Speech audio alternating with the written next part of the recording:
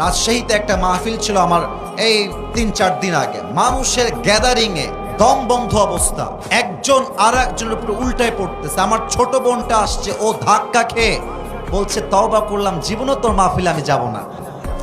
আমার মা কষ্ট পাইছে, আমার মা জীবনের প্রথম আমার ওয়াজ শুনতে আসছে এই ৩ দিন আগে, জীবনের প্রথম। আমার মা জায়গা পায় নাই, অটোর মধ্যে বসে বসে ওয়াজ শুনছে। আমার নানি জায়গা পায় নাই। আপনাদের প্যান্ডেলটা হয়েছে ছোট, লোক চারিপাশে অনেক বেশি দাঁড়িয়ে আছে গ্যাদারিং এর জন্য, বারবার সাউন্ড হচ্ছে, ডিস্টার্ব হচ্ছে। সোনামণি নতুন নতুন না, এটা দাঁড়াবার জায়গা না, এটা সাইডে যেতে হবে, ওই সাউন্ডটা আসতে প্রবলেম হচ্ছে। হ্যাঁ, এটা ঠিক না। আপনারা একটু সাইড করে পেছনে চাপতে হবে। সেলফি তোলা, ভিডিও করা এটা ইম্পর্টেন্ট না, দেখাটা ইম্পর্টেন্ট না। কি বলছি এটা বোঝাটা হচ্ছে সবচেয়ে বেশি ইম্পর্টেন্ট। কথা ঠিক আছে আমার? তবে ডানে আমি দুঃখ প্রকাশ করছি, তোমরা বারবার আওয়াজ করছো, এটা আমি এই কমিটি, তোমরা কথা দিয়ে না, হাত দিয়ে কাজ করো, ইশারায় কাজ করো।